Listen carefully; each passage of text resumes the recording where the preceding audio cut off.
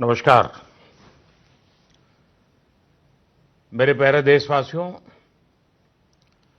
पूरा विश्व इस समय संकट के बहुत बड़े गंभीर दौर से गुजर रहा है।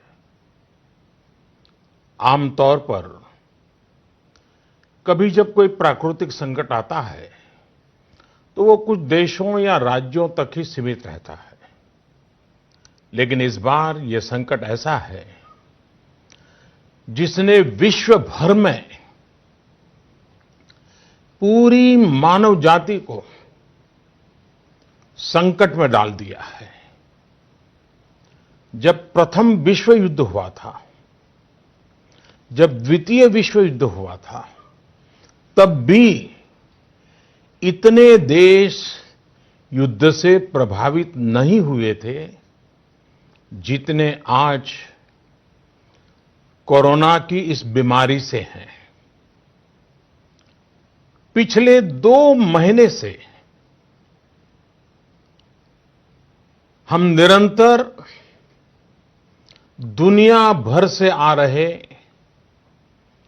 कोरोना वायरस से जुड़ी चिंताजनक खबरें देख रहे हैं, सुन रहे हैं। इन 2 महीनों में भारत के 130 करोड़ नागरिकों ने कोरोना जैसी वैश्विक महामारी का डटकर मुकाबला किया है। सभी देशवासियों ने आवश्यक सावधानियां बरतने का भरसक प्रयास भी किया है, लेकिन बीते कुछ दिनों से एक ऐसा माहौल बन रहा है, ऐसा लग रहा है जैसे हम संकट से बचे हुए हैं। ऐसा लगता है सब ठीक है। वैश्विक महामारी कोरोना से निश्चिंत हो जाने की ये सोच सही नहीं है। इसलिए प्रत्येक भारतवासी का सजग रहना, सतर्क रहना बहुत आवश्यक है। साथियों, आपसे मैंने जब भी जो भी मांगा है, मुझे कभी भी देशवासियों ने निराश नहीं किया है।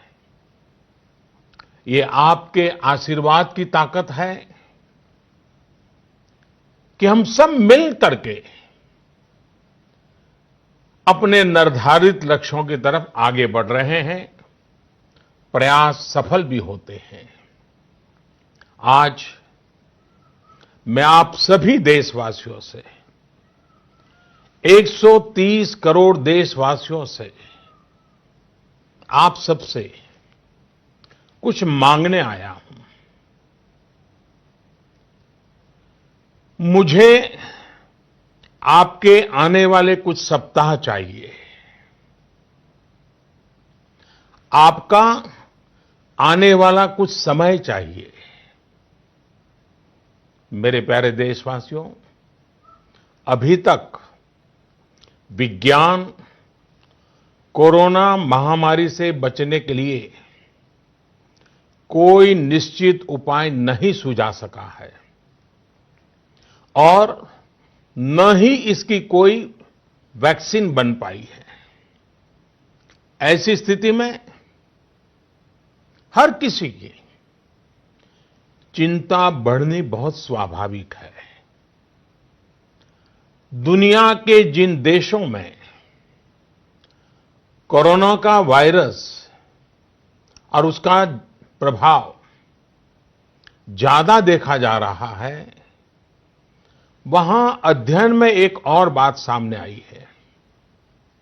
इन देशों में शुरुआती कुछ दिनों के बाद अचानक बीमारी का जैसे विस्फोट हुआ है। इन देशों में कोरोना से संक्रमित लोगों की संख्या बहुत तेजी से बढ़ी है। भारत सरकार इस स्थिति पर, इस वैश्विक महामारी के फैलावे के इस ट्रैक रिकॉर्ड पर पूरी तरह नजर रखे हुए है। हालांकि कुछ देश ऐसे भी हैं जिन्होंने आवश्यक निर्णय भी किए और अपने यहां के लोगों को ज्यादा से ज्यादा आइसोलेट करके स्थिति को संभाला है और उसमें नागरिकों की भूमिका बहुत अहम रही है। भारत जैसे 130 करोड़ की आबादी वाले देश के सामने, और हम वो देश हैं जो विकास के लिए प्रयत्नशील देश हैं, और हम जैसे देश पर कोरोना का ये संकट सामान्य बात नहीं है। आज जब बड़े-बड़े और विकसित देशों में हम इस वैश्विक महामारी का व्यापक प्रभाव देख रहे हैं, तो भारत पर इसका कोई प्रभाव नहीं पड़ेगा, ये मानना गलत है। और इसलिए इस वैश्विक महामारी का मुकाबला करने के लिए दो प्रमुख बातों की आवश्यकता है। पहला, संकल्प, और दूसरा, संयम। संकल्प और संयम। आज 130 करोड़ देशवासियों को अपना संकल्प और दृढ़ करना होगा कि हम इस वैश्विक महामारी को रोकने के लिए एक नागरिक के नाते अपने कर्तव्य का पालन करेंगे। केंद्र सरकार, राज्य सरकारों के दिशा निर्देशों का पूरी तरह से पालन करेंगे। आज हमें ये संकल्प लेना होगा कि हम स्वयं संक्रमित होने से बचेंगे और दूसरों को भी संक्रमित होने से बचाएंगे। साथियों, इस तरह की वैश्विक महामारी में एक ही मंत्र काम करता है, हम स्वस्थ तो जग स्वस्थ। हम स्वस्थ तो जग स्वस्थ। ऐसी स्थिति में जब इस बीमारी की कोई दवा नहीं है, तो हमारा खुद का स्वस्थ बने रहना ये सबसे पहली आवश्यकता है। इस बीमारी से बचने और खुद के स्वस्थ बने रहने के लिए दूसरी अनिवार्यता है, वो है संयम। और संयम का तरीका क्या है? भीड़ से बचना, घर से बाहर निकलने से बचना, आजकल जिसे सोशल डिस्टेंसिंग कहा जा रहा है, कोरोना वैश्विक महामारी के इस दौर में ये सोशल डिस्टेंसिंग ये बहुत ही ज्यादा आवश्यक है और कारगर भी है। हमारा संकल्प और संयम इस वैश्विक महामारी के प्रभाव को कम करने में बहुत बड़ी भूमिका निभाने वाला है। और इसलिए अगर आपको लगता है कि आप ठीक हैं, आपको कुछ नहीं होगा, आप ऐसे ही मार्केट में घूमते रहेंगे, सड़कों पर जाते रहेंगे और कोरोना से बचे रहेंगे, मैं समझता हूं ये सोच सही नहीं है। ऐसा करके आप अपने साथ और अपने प्रियजनों को, अपने परिवार के साथ अन्याय करेंगे। इसलिए मेरा सभी देशवासियों से ये आग्रह है कि आने वाले कुछ सप्ताह तक जब बहुत जरूरी हो तभी अपने घर से बाहर निकलें। जितना संभव हो सके आप अपना काम, चाहे बिजनेस से जुड़ा ऑफिस से जुड़ा हो सके तो अपने घर से ही करें। जो सरकारी सेवाओं में हैं, अस्पताल से जुड़े हैं, जनप्रतिनिधि हैं, जो मीडिया कर्मी हैं, इनकी सक्रियता तो आवश्यक है, लेकिन समाज के बाकी सभी लोगों को खुद को बाकी भीड़भाड़ से, बाकी समारोह से आइसोलेट कर लेना चाहिए। मेरा एक और आग्रह है कि हमारे परिवार में जो भी सीनियर सिटीजन्स हो, 60-65 वर्ष की आयु के ऊपर के व्यक्ति हो, वो आने वाले कुछ सप्ताह तक घर से बाहर न निकलें।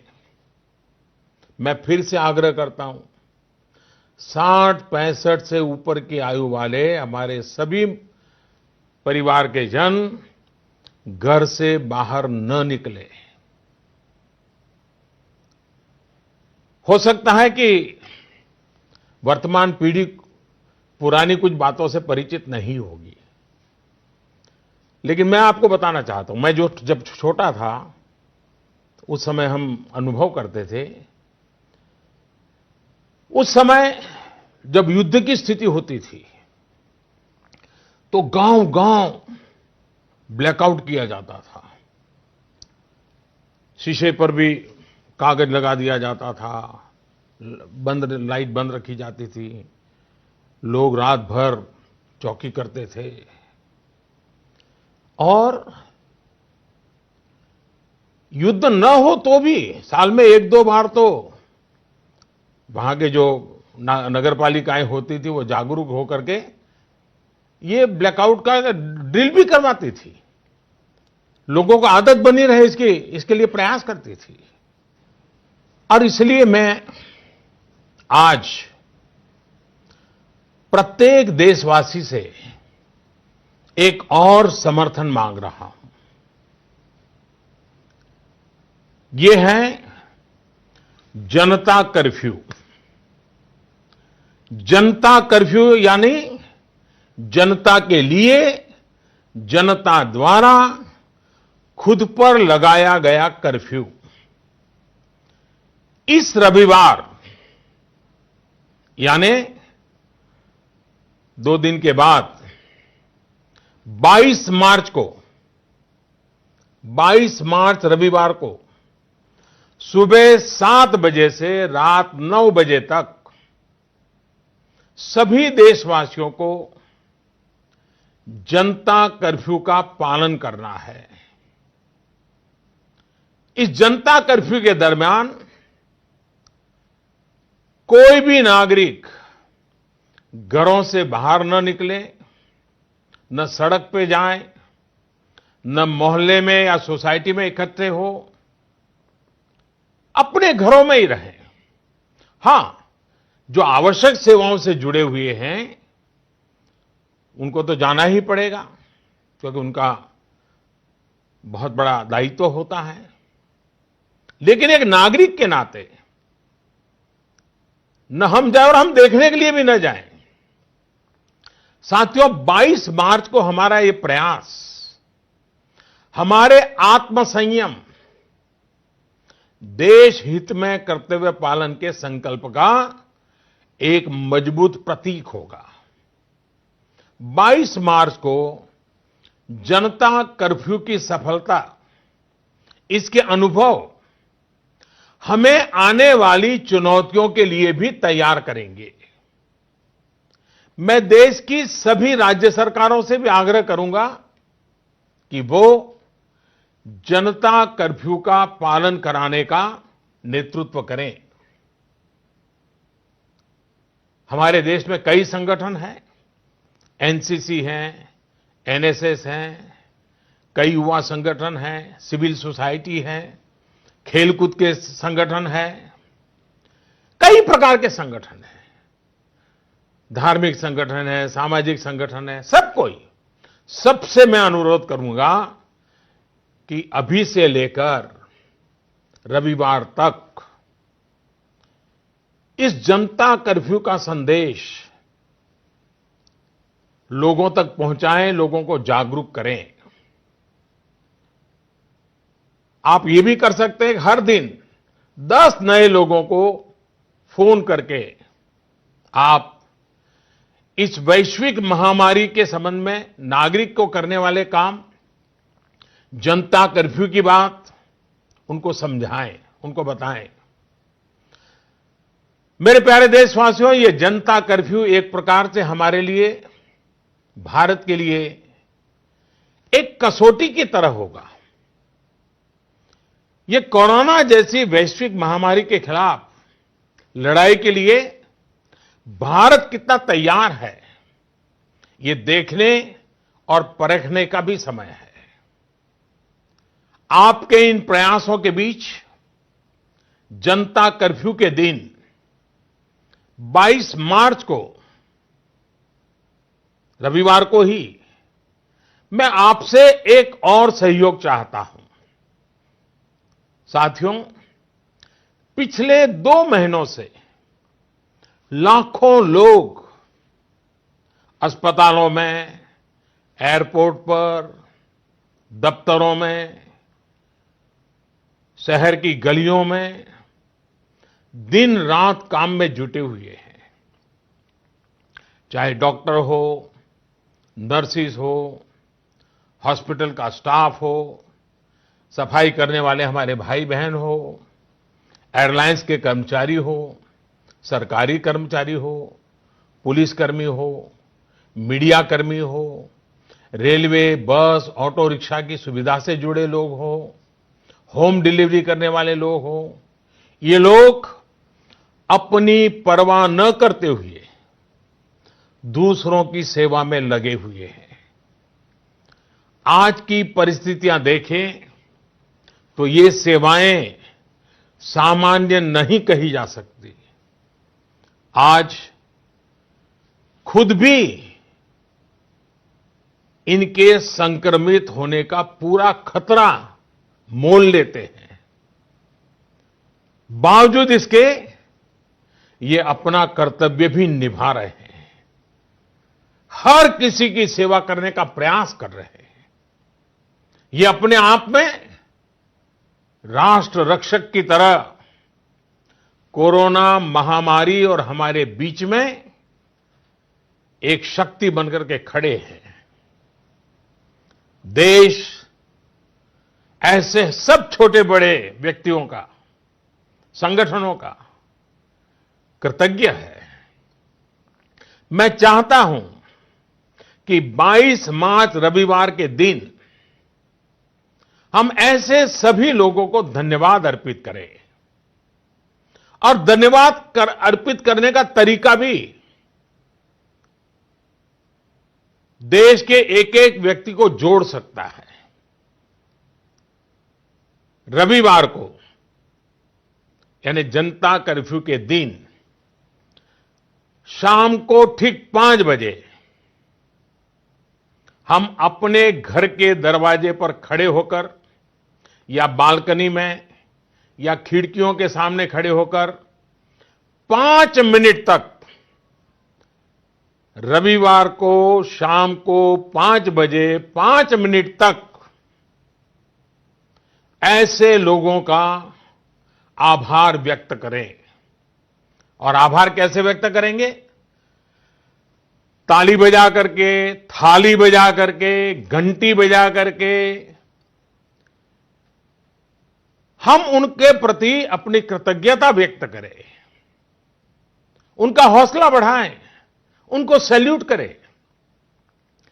पूरे देश के स्थानीय प्रशासन से भी मेरा आग्रह है कि 22 मार्च को 5 बजे सायरन की आवाज से इसकी सूचना लोगों तक पहुंचाए। सेवा परमो धर्म के हमारे संस्कारों को मानने वाले ऐसे देशवासियों के लिए हमें पूरी श्रद्धा के साथ अपने भाव व्यक्त करने चाहिए। साथियों, संकट के इस समय में आपको ये भी ध्यान रखना है कि हमारी आवश्यक सेवाओं पर, हमारे हॉस्पिटलों पर दबाव बढ़ना नहीं चाहिए, ताकि हमारी हॉस्पिटल की व्यवस्थाओं को, हमारे डॉक्टरों को, हमारे पैरामेडिकल स्टाफ को इस महामारी के लिए प्राथमिकता देने की सुविधा बने। और इसलिए मेरा सभी देशवासियों से आग्रह यह भी है कि रूटीन चेकअप के लिए अस्पताल जाने की हमारी जो भी आदत रही हो, उससे बचना चाहिए। जितना बच सके बचना चाहिए। आपको बहुत जरूरी लग रहा हो तो अपनी जान पहचान वाले डॉक्टर, आपके फैमिली डॉक्टर या अपने रिश्तेदारी में जो डॉक्टर हो, उनसे फोन पर ही उनसे आवश्यक सलाह ले ले। अगर आपने इलेक्टिव सर्जरी जो बहुत आवश्यक ना हो, ऐसी सर्जरी उसकी कोई डेट ले रखी है, तो मेरा आग्रह है कि इसे भी आगे बढ़वा दें, 1 महीना बाद की तारीख ले दें। साथियों, इस वैश्विक महामारी का अर्थव्यवस्था पर भी व्यापक प्रभाव पड़ रहा है। कोरोना महामारी से उत्पन्न हो रही आर्थिक चुनौतियों को ध्यान में रखते हुए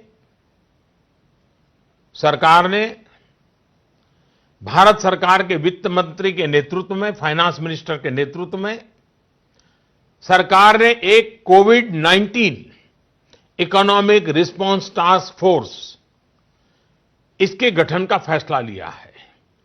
ये टास्क फोर्स सारे स्टेक होल्डर से नियमित संपर्क में रहते हुए, फीडबैक लेते हुए, हर परिस्थिति का आकलन करते हुए निकट भविष्य में फैसले लेगी। ये टास्क फोर्स ये भी सुनिश्चित करेगी कि आर्थिक मुश्किलों को कम करने के लिए जितने भी कदम उठाए जाएं, उन पर प्रभावी रूप से अमल हो।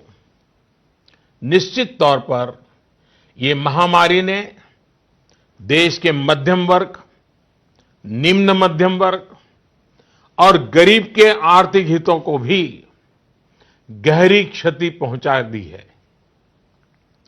संकट के इस समय में मेरा देश के व्यापारी जगत, उच्च आय वर्ग से भी आग्रह है कि अगर संभव है तो आप जिन जिन लोगों से सेवाएं लेते हैं, उनके आर्थिक हितों का ध्यान रखें। हो सकता है आने वाले कुछ दिनों में ये लोग दफ्तर ना आ पाएं, आपके घर ना आ पाएं। ऐसे में उनका वेतन न काटें, पूरी मानवीयता के साथ, संवेदनशीलता के साथ फैसला ले। हमेशा याद रखिएगा, उन्हें भी अपना परिवार चलाना है, अपने परिवार को बीमारी से बचाना है।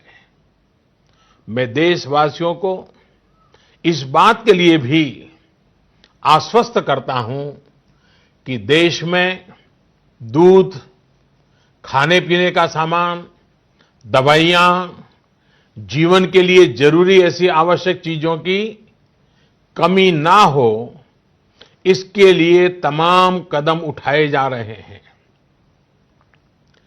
ये सप्लाई कभी रोका नहीं जाएगा। इसलिए मेरा सभी देशवासियों से ये आग्रह है कि जरूरी सामान संग्रह करने की होड़ न लगाएं। आप पहले जैसे करते हैं वैसे ही सामान्य रूप से ही खरीदारी करें। पैनिक बाइंग ये कतई ठीक नहीं है, उसको न करें। साथियों, पिछले 2 महीनों में 130 करोड़ भारतीयों ने, देश के हर नागरिक ने देश के सामने ये जो संकट आया है, उस संकट को देशवासियों ने अपना संकट माना है। भारत के लिए, समाज के लिए देशवासियों से जो बन पड़ा है, हर किसी ने किया है। मुझे भरोसा है कि आने वाले समय में भी हम सभी देशवासी अपने कर्तव्यों का, अपने दायित्वों का इसी तरह निर्वाह करते रहेंगे। हां, मैं मानता हूं कि ऐसे समय में कुछ कठिनाइयां भी आती हैं। आशंकाओं और अफवाहों का वातावरण भी पैदा होता है। कई बार एक नागरिक के तौर पर हमारी अपेक्षाएं भी पूरी नहीं हो पाती। फिर भी ये संकट इतना बड़ा है और वैश्विक है। एक देश भी दूसरे देश को मदद नहीं कर पा रहा है।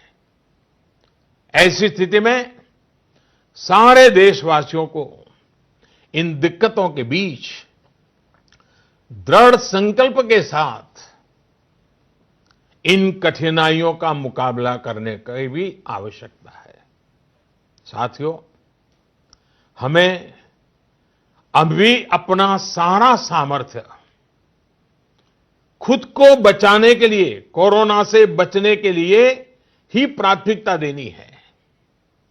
आज देश में केंद्र सरकार हो, राज्य सरकारें हो, स्थानीय निकाय हो, पंचायतें हो, जनप्रतिनिधि हो या फिर सिविल सोसाइटी, हर कोई अपने अपने तरीके से इस वैश्विक महामारी से बचने में अपना योगदान दे रहा है।